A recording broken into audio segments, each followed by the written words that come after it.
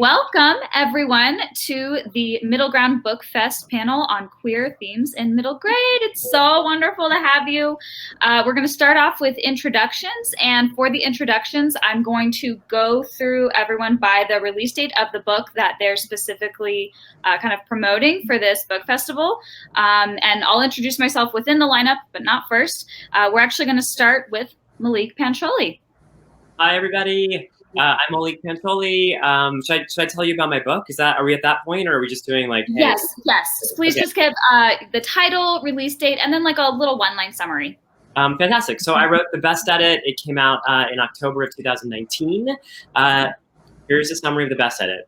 12-year-old Indian American Rahul Kapoor is just beginning to realize that he might be gay, and he's getting bullied at school, and that stresses him out. And so he sets off on a journey to prove that he's the best at something in order to prove his self-worth. But he's got two problems. He's not sure what he's going to be the best at, and he's terrified about what's going to happen if he doesn't succeed. That's The Best Edit. Love that. Love it. All right. Well, I'm next in terms of my release date. Hi, my name is Kit Rosewater, and I'm the author of The Derby Daredevils, an illustrated middle grade series about a junior roller derby team set in Austin, Texas. The American Library Association called the Derby Daredevils a combination of Victoria Jameson's graphic novel Roller Girl and the Clementine books by Sarah Pennypacker. And the series was most recently described as like the rebooted Babysitter's Club, but on wheels and queer, which I love. Book 1 launched on March 24th of 2020. Book 2 is coming out on September 15th of 2020. And Book 3 is due out next spring. All right, next up we have Nicole Melleby. Hi, I'm Nicole Melleby. My book, In the Role of Brie Hutchins, came out a couple weeks ago on June 30th. And it is about Brie Hutchins, who is a soap opera-loving Catholic schoolgirl who has an already complicated relationship with her mom that's made even more complicated in the face of Brie's first crush on another girl and her mom's faith. Awesome. Love that. All right, Briana McDonald. Hi, my debut is Pepper's Rules for Secret Sleuthing, coming out September 29th from Simon & Schuster Books for Young Readers. I pitched it as a queer Nancy Drew, in which Pepper has to solve the mystery of her great aunt's suspicious death and her first crush on a girl and what that means for her. That's awesome. All right, next up, AJ Sass. Hi, I'm AJ Sass. I'm author of Anna on the Edge, which is a story about 12-year-old Anna Jin, a competitive ice skater who is navigating a non-binary gender identity both on and off the ice. It is out from Little Brown Young Readers on October 20th. That's awesome. We're so excited for it. And finally, last but not least, Mark Oshiro. Hi, everyone. I am Mark Oshiro, and my middle grade debut is out in about a year. It's actually being edited right now. It is called The Insiders. It is a story of a 12-year-old boy who, while fleeing bullies who are bullying him for being gay, finds a magical closet that unites him with students from other schools across the country, and then they start helping each other with their problems. I basically pitched it as gay room of requirement from Harry Potter. The room of requirement from Harry Potter, but gay. I love it. Okay. That's awesome. Well, obviously all of these books sound amazing.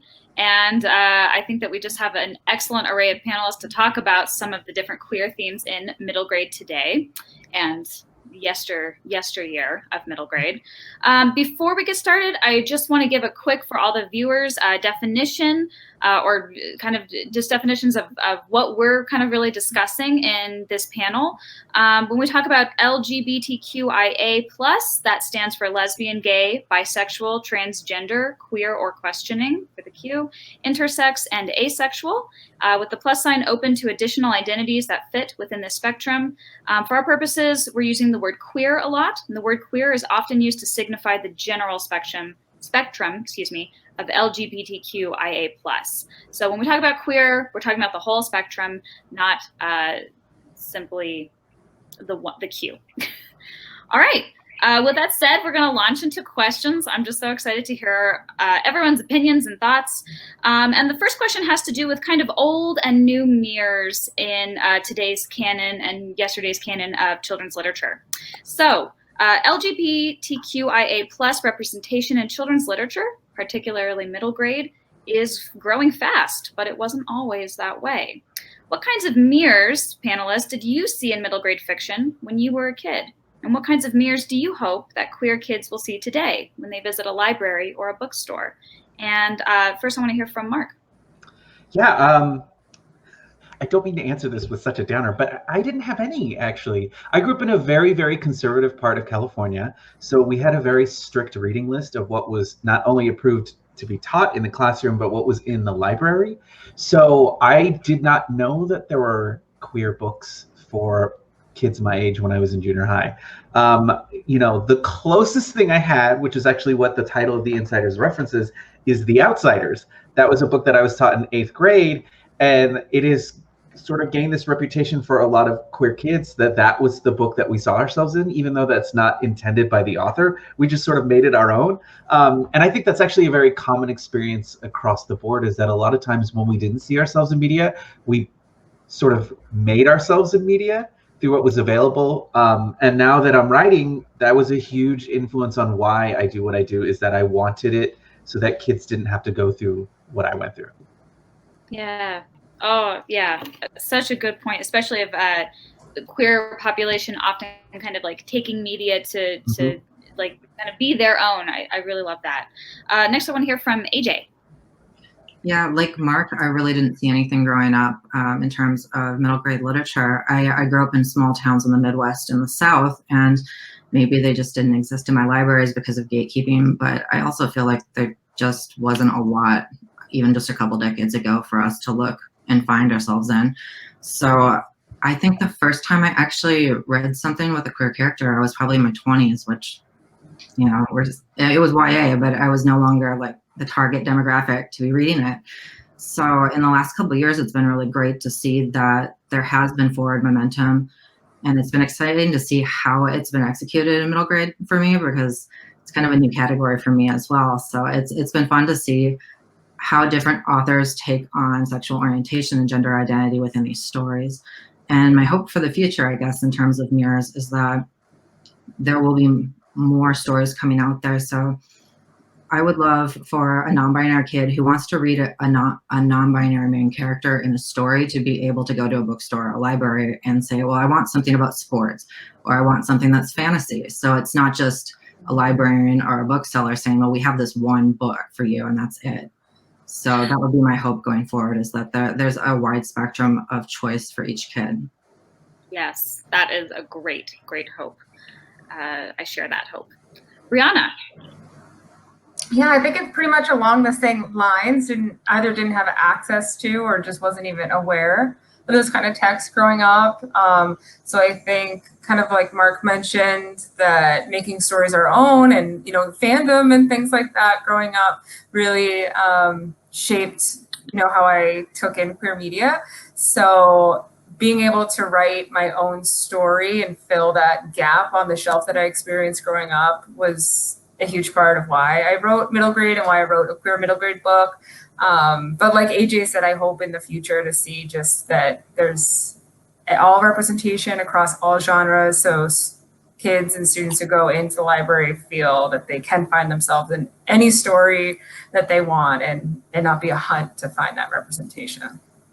Absolutely. Nicole, how about you?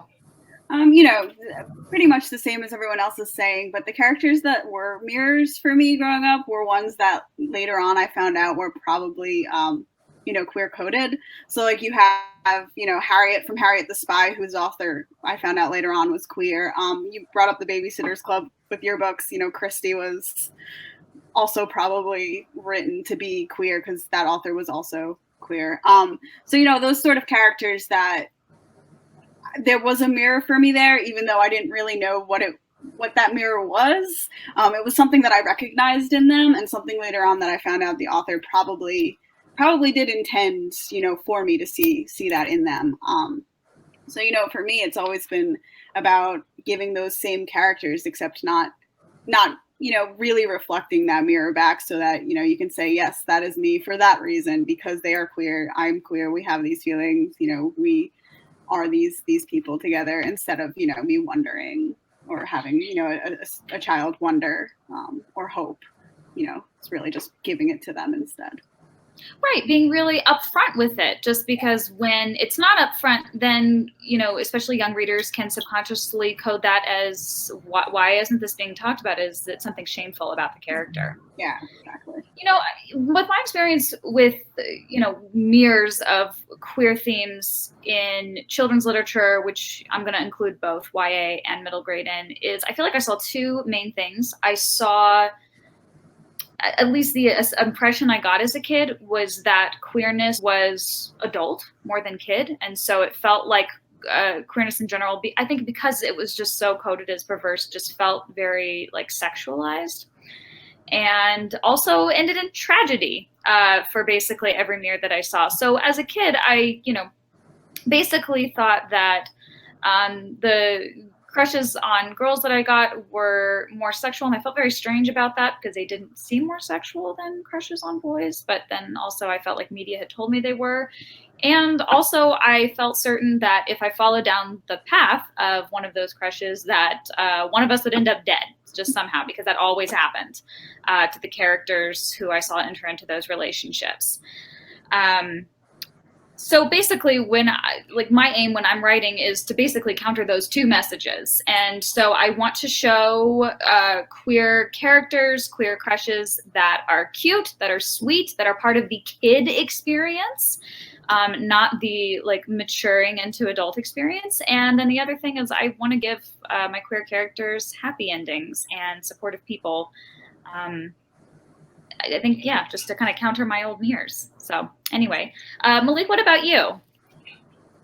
Yeah, I feel like it's so interesting to hear everybody's story. And I was like, it's so interesting to hear people say like, I don't know, maybe it's because I grew up in a conservative town, but it's also interesting that all of us pretty much on this call were like, yeah, we never got to see our experience in a book, which makes me think that it probably has nothing to do with where we grew up. They just weren't available to us, you know? And I don't think I ever actually saw an Indian American character in a book either growing up. And by the way, like, this is also a fault of curriculums too. Like, it's one thing to go to a library and try to find yourself in a book. And it's another thing to say, like, why is every book that we're given to read about someone who doesn't actually share my experience, you know?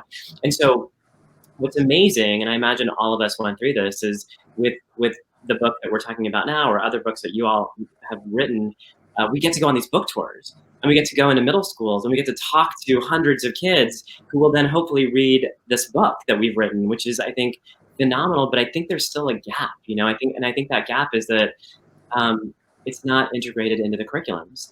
And you know, I remember going to middle schools where there'd be like 700 kids in the audience, and I'd be, you know, they'd be like, because I did cartoon voices that these kids really love, I could be like, hey guys, I'm the voice of Teeth, I'm Phineas and Ferb, you know, and all these kids are like, wow. So now I have their attention, and then I'm like, hey, how many of you are reading a book about an Indian American character? And like all those hands, boom, like down. They're not doing it. And I think the same is true for queer characters. And so my hope is that that because we're all going to schools and interacting with middle schoolers, that they will start asking for these books to be part of the curriculum, and the teachers will know that they need to be integrated into the school systems. That's a really, really good point.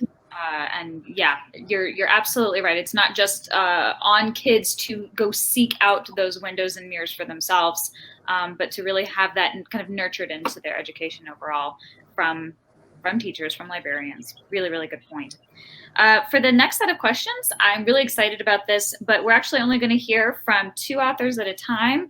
So hopefully we can go in some depth, just because I think I've had this experience as a panelist. I'm not sure if y'all have had the experience of basically we don't get to dive into queerness beyond just it existing in children's literature. So I'm really excited to actually talk a little bit more about, kind of like AJ was talking about, different things within the queer category other than just itself. So anyway, so we're first going to talk about coming out. So one prominent theme in many middle grade stories is the coming out story, when a character shares their queer identity or orientation with another person, or maybe with multiple people in their life. So my question to these 2 panelists is, have you seen any shifts in qualities of the coming out story in the last few years of children's books? And if so, you know, what are those shifts? And I'm first going to pose this question to AJ. Yeah, I don't think it's necessarily a shift in the quality usually, but more just that there's more nuance and more books coming out. So you're getting more of the queer experience just because the quantity has been increased. So, I mean, the cool thing about being queer is that your experience is your own. And even if you know other non-binary people or other gay people, your experience might differ from theirs with your identities. So the more books that have been coming out recently, just going back to mirrors a little bit, are giving kids more opportunities to see their own experiences reflected in stories. And even if it's not exactly the same experience that they're personally having, they're also kind of getting a sense of what other people within the queer community are going through, and realizing that, you know, just because my experience is this way doesn't mean that everyone else's is. So I think that, and also the fact that I think initially, at least 10 to 15 years ago, a lot of queer stories that were coming out related were written maybe by cisgender or straight authors. And now we're seeing more variety with actual own voices, queer writers writing our own stories. And I think that is contributing to a better quality as well. Yeah, absolutely. Nicole, what's your take on this? Yeah, I mean, you know, everything that Andrew said, but also, you know, it's not just, you know, a character coming out and having it go badly. Sometimes it goes great. Sometimes it's somewhere, you know, in the middle. Sometimes, you know, a reaction is great and a reaction is bad. And it's nice to be able to explore all these possibilities, because you can, you know, give a book that has something that's relatable to a reader, or something, you know, hopeful for a reader, more optimistic for a reader. And that's kind of really what's nice about having more and more stories to represent all of the different ways of coming out. I know for me, when I was writing in the role of Brie Hutchins, I wanted to kind of have, you know, a lot of the earlier coming out books where it was like one big moment that they came out and that was it. So with Brie, I wanted to kind of make her, you know, more realistically have to come out again and again and again and again, depending on who she's talking to, who she's with. So to various degrees of different, you know, experiences. And for her, it's very tiring and exhausting, but, you know, it's something that she kind of has to go through. And to be able to kind of have that experience alongside all the others, I think is where the shift is. You're just seeing a lot of variety. That is more realistic to experiences today. The next question I'd like to dive into, it talks about kind of identity versus sexual orientation when we talk about queerness. So when we discuss queer characters in middle grade stories, we're actually referring both to characters who have queer identities and characters who have queer sexual or romantic orientations. And I want to ask these next two panelists to speak a little to the differences in identity versus orientation in children's literature, and how those differences specifically take shape in our queer narratives. And so I'm going to first pose this question to Mark. Yeah, I was so glad that this was a part of it too, because, you know, even now in 2020, we're still dealing with that conflation where people especially think gender identity and sexual orientation are exactly the same thing. And I'm like, oh my God, they're not. They're not. They can sometimes exist right alongside each other and play a huge part in a person's identity. But that was something that I was very interested in exploring. You know, this is the first year I get to be fully out as a non-binary person, and I'm really excited about that and excited to get to explore it, but then also to write a book where I get to have a kid who is dealing with it. And so I also wanted to show, specifically in the Insiders, both why we call ourselves a queer community and why we use the umbrella term and why there is so much similarity to it. And so I have one of the three main characters who is out and knows that they are non-binary and gets to talk about it, but then it still experiences friction from people who don't get it. And then one of the other main characters is openly gay, but is in a new school environment far from where they originally grew up. And everyone there doesn't get it. And so they have these bonding moments where, no, sexual orientation is not the same thing as gender identity, but there's a shared experience there when the people around you don't understand who you are. And then also to show like some of the difficulties, which is that, you know, I think one of the most amazing things about doing school visits now is just seeing kids are like leagues ahead of where we were. Like when I was a kid, like when I show up to, and I've done this school visit where immediately, like one of the students just is like, well, you didn't tell us your pronouns. And I'm like, thank you for calling me out. First of all, like I do feel called out, but like, I'm just like, wow, like that's a standard for you that I deal with in my adult life where I can't even get adults to even think of asking that question. So I think that shift is happening not just in books, but in the culture as well and in communities. And it's been one of the most amazing things to see, particularly in bookish kids, because a lot of them are learning stuff that we are now learning as adults, but they're learning it, 20, 30 years ahead of us. So it's really fascinating. I love seeing that part. Yeah, I love that. And really, the kids are calling you in instead of calling you out. I don't know. Sometimes they're just like, excuse you, how dare you not give us your pronouns? I'm like, okay, I'm being called out. That's fair. I deserve that. That's all right. And AJ, what's your take on this? Oh, well, I definitely think there's some overlap between gender identity and sexual orientation in terms of kids trying to figure out who they are in association with their families and their friends groups. But specifically for trans narratives and non-binary narratives, there's like this added layer of trying to figure out who you want to be called, I guess, like how you want to be referred to within your friends and your family. And I'm thinking specifically about how this works in narratives that already exist, like Alex Gino's George, where the narrative choice was to write this trans character with her preferred pronouns right from the start, even when she hadn't necessarily figured out who she was yet. And then the story unfolded where she had to choose her name later on. So it was part of the journey of the story, but the pronouns were always there to begin with.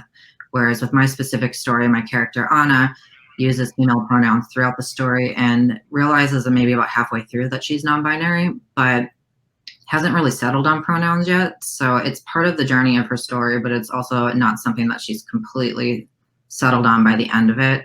She just knows for sure this is my identity, but I don't know if I want a different name, if I want people to use gender neutral pronouns for me.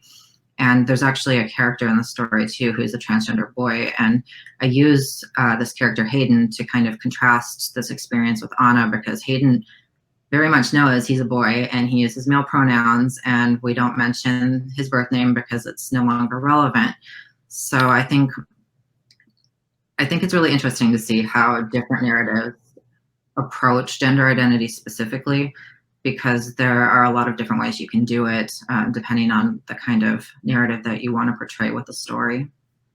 Absolutely. And it does add another layer of kind of complexity because it's all about who am I and how do I want to be referred to. So really, really good. Exactly.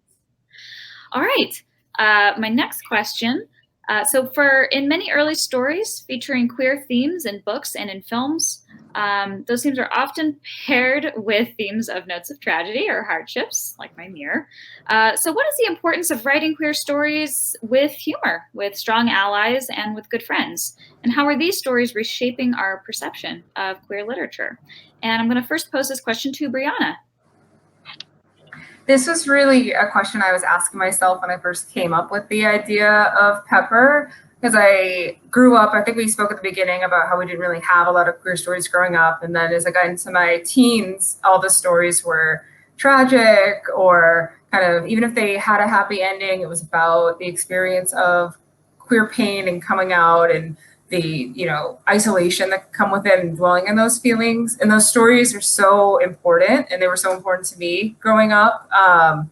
But with Pepper, I wanted to see myself in the kind of stories that I would read for fun growing up, which was always mysteries and adventures.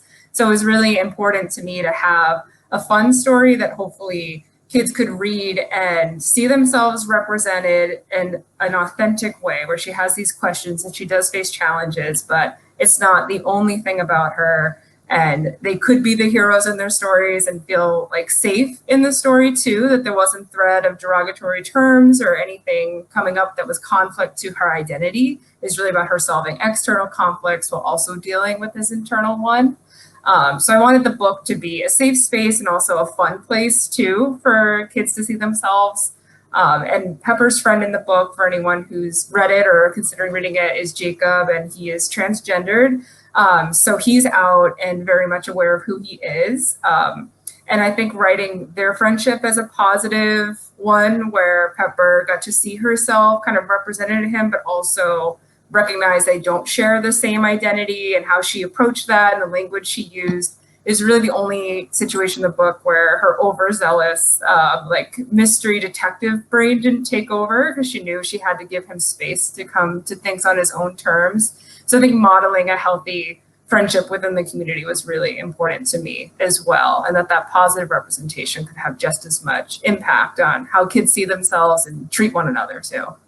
Yeah, it's awesome to have your characters be modeling the types of friendships and support you want to be seeing in our young kids and our readers today. Maulik. Yeah, I love this question. So first of all, I've done so much comedy just as an actor before I was a writer, that my initial instinct was the book was like, this is just going to be as funny as possible. And my initial pitch was like, everything was hilarious. And, my character struggles with obsessive compulsive behaviors, which is something that I still struggle with, but I certainly struggled with a lot as a kid. And even that, in the initial pitch, it was like, he can't stop checking the stove. He can't stop looking under the bed. It was like this crazy, crazy world. And I actually had to give myself permission to live in some of the more heartfelt and more emotional moments, and to let them actually have the weight that they now have in the book. But I think humor, and the reason I think I'm so drawn to it is I think that there's great accessibility with humor. It's a great connector. It allows us to laugh with characters and stay with them on their journey and root for them. And ultimately, I think that the way humor functions in my book, I hope, is that Rahul has this very optimistic spirit. And Kit, to dovetail with what you were saying earlier, I didn't want him to be a victim. I wanted him to be someone who's struggling with these things, but he has a very can-do spirit, which I think creates a lot of the comedy in the book, which is, like, I'm going to do this, even though we all know it's the wrong decision, And I think that's where the humor lies. I will just say this too, that I think with middle grade, what's so exciting is that we have the opportunity to write what a lot of people call aspirational books, and I agree with that. But I also think with aspirational, I really think of them as realistic possibilities, And so I wanted Rahul to have, much like Briana was saying, I wanted Rahul to have a community who supported him on that journey, to show young people who are reading this book that might be struggling with those same things, that it will be okay, that there will be a community out there, because that certainly was my experience. And if anything, we are that community for any kid who's out there struggling too. So yeah, so that's my very long-winded answer to humor in middle grade books. No, it was wonderful. And actually it was a really good kind of transition into my next question, because you talked about kind of we as part of the community, kind of what we owe or should kind of be there for our kids. So my next question is actually about kind of adult figures and queer stories, especially children's books. So what should we expect from adult figures in today's children's books that feature queer characters and themes? Do we have a responsibility in writing for children today to surround our queer kids with supportive adult figures? Or is it important to include some of the less supportive mindsets from older generations that kids might actually encounter in real life? So I'm first going to pose this question to Nicole. I was thinking about this question a lot when you sent it to us and I was reading it, because I think it's a complicated question, because you want to pose those realistic scenarios for kids who are going through that, because things are a lot better for kids these days, but they're not perfect yet, and there are plenty of kids who are still struggling and still have family and adults in their lives who aren't accepting. So I think it's important to show that, but if you're going to show that, I think it's important to show that it's wrong, that the adult is in the wrong, that there's no wiggle room with that. But for me, and others may disagree, but I think that it's important to always have at least a supportive authority or adult or authority figure within these middle grade books, just because like Maulik was saying, I feel like this sense of community and support is so important, especially at that age when they're might be struggling with a lot. I know I haven't been out all that long, and when I was like right before I came out, I was in Briana and I went to grad school together, so she'll remember me back then. But I was like a hot little mess, and it was the support group that I had that really helped me, come to terms with, I'll be okay because I have the support system, these, people in my life who are here for me. And I think that even if I can just give that in a fictionalized version for a kid reading, like this adult, could be their fictional support person because it was someone, and offer them hope in however they need it. That's always, that's important to me. Because again, going back to Maulik, you do these school visits and these kids trust you with their stories, and they look to you for support, and it's what can I give them? And these adults in my novels who are supportive, even if there are others who aren't, to kind of counter that is what I can do and what I can give them. Yeah, and that's a really good point, that even if your young readers who are queer don't have supportive adult figures in their life, that by putting at least one figure in books, that does tell kids they exist, they're out there. So that is a really, really good point. And Briana, I'd like to hear from you as well.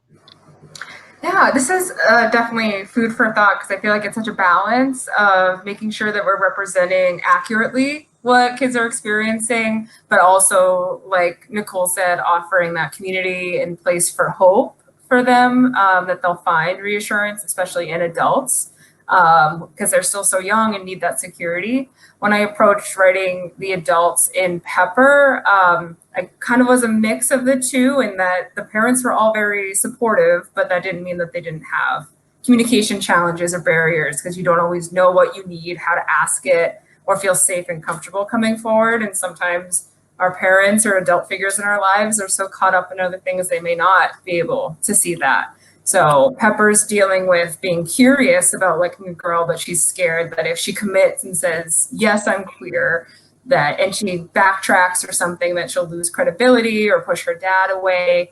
And Jacob's dealing with the fact that his parents are expecting a baby girl and worrying if maybe it was the girl they wanted all along. And neither of those things are true. Jacob's parents love him, and Pepper's dad is fully supportive. And I don't mind spoiling because it's a safe, happy, queer story.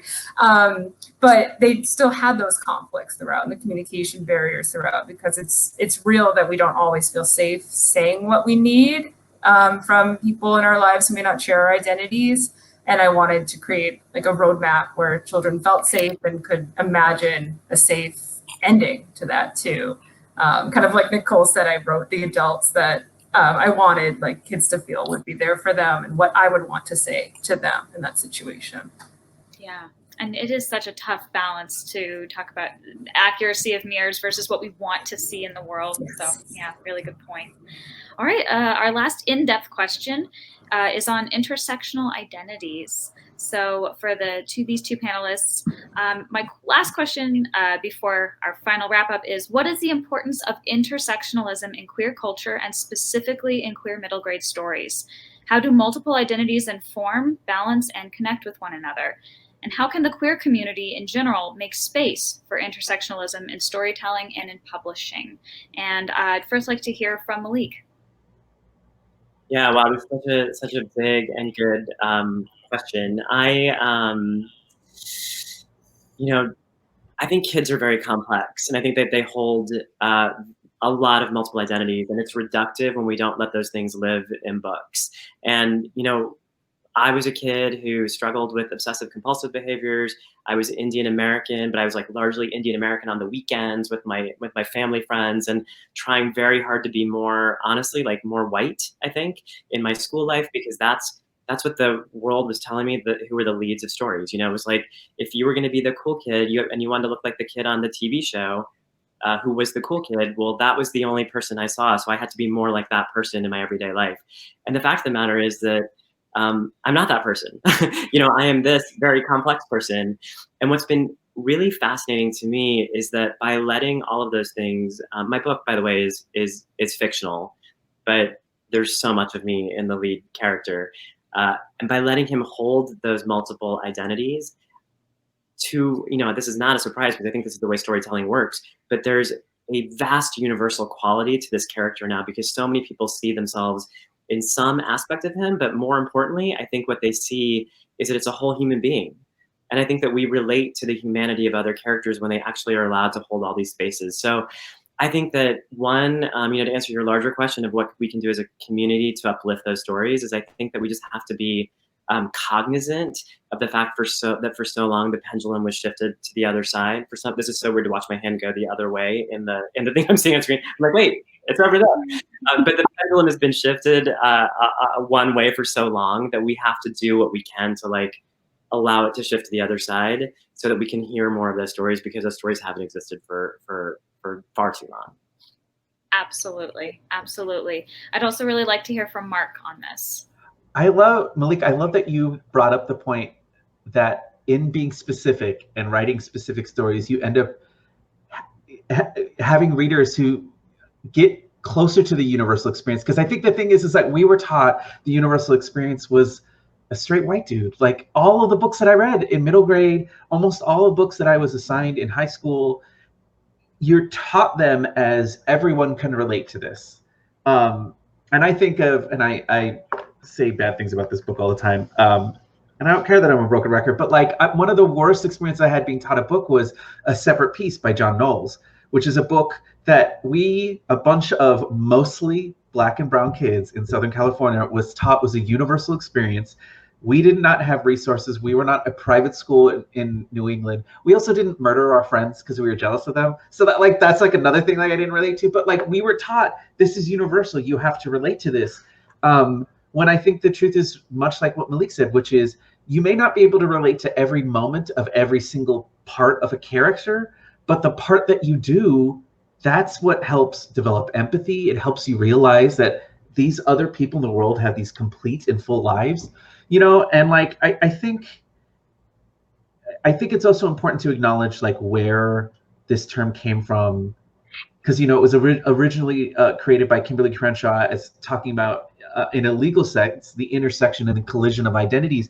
And when I think of that, particularly in literature, I think it matters not just who's in the book, but what books get promoted by publishers, who the authors are. Like, and AJ, you brought up that point earlier as well. Like, it's nice that we're now seeing authors who are in of themselves the identities in the books getting to get published as well. And I go back to school visits, which is that, I, being Latinx, most of the school visits I get asked are for schools that don't get anyone at all. And so I speak to all year, vast majority Black and brown kids. That's who I speak to, and these kids are just like, wait, I've had a kid come up to me and be like, we're allowed to write books, and it's just like that. It just doesn't.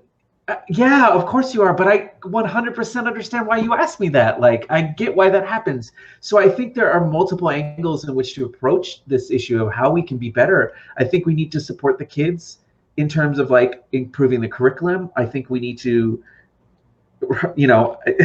Publishing has been going through a reckoning these past couple of months, but that's part of it, is who's getting promoted, who's getting in book fairs, who's getting, it's nice that the books are out there, but if the queer kids, and especially the queer kids of color, if they don't ever see the book ever, like, it's just, it's that frustrating angle. So I think we're at a point where we're, like you said, Maulik, the pendulum's finally, shifting the other direction. Yeah. I don't know what direction either. It's confusing my brain as well. But I love ending on that. And I hate that we're having to like rush through this, because I just want to talk about this for hours. I want to listen to you talk about this. All of you talk about these things for hours. But as it happens, we are kind of fast approaching our end time. So with this very last question, I'm going to pose an added challenge to it for everyone, just to kind of give a little one-line quick answer about this. We talked in the very beginning about mirrors. We're now going to end our discussion to talk about windows.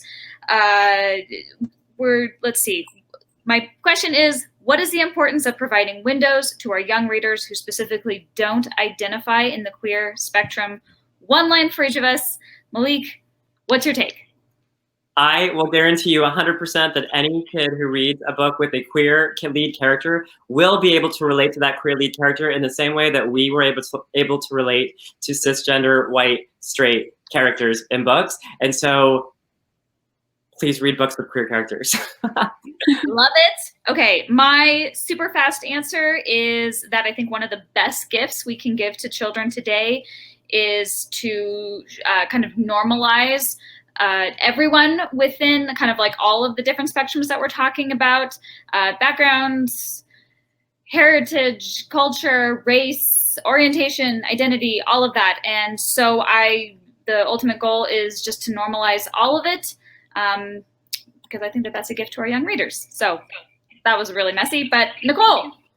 I mean, they talk about how windows in books, and especially kids' books, promote empathy and teach empathy. And isn't that the goal here?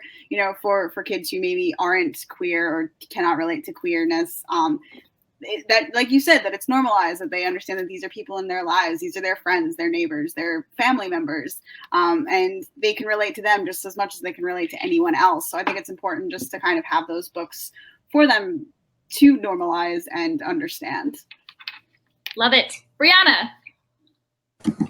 Empathy, of course, is number one. And then also that gender and sexuality are a spectrum. They're not one solid thing throughout our entire lives. So being exposed to that when you're younger, feeling that it's normalized, feeling like you have a space to explore that can help foster identity later on in life as well. Absolutely. AJ. Well, since Nicole and Briana took my empathy answer, I'll just go a step further with it and say that it builds empathy, and it also helps kids apply that to their real life experiences. If their friends come out and they've read stories about queer characters, they maybe can react in a more positive way and be supportive of their friends. Absolutely. We need good models for allies. And Mark. So first, shout out to Radine Sims Bishops for developing this theory that we're actually talking about, mirrors when assigning that star. So my answer is going to be that I think one of the greatest ways to learn is to be uncomfortable. And you may read a character who is not any part of your identity and experience, and you may not get it, and you maybe feel uncomfortable, but that is the first step into understanding a greater sense of the world. So it is okay to also read and be uncomfortable. Oh, I love it. I've just loved listening to all of you, chatting with you. Thank you so much for joining me on this panel. For anybody watching, clearly these people are all geniuses, and you'd be doing yourself a huge favor by ordering their book for yourself, for everybody who you know. Model all of the good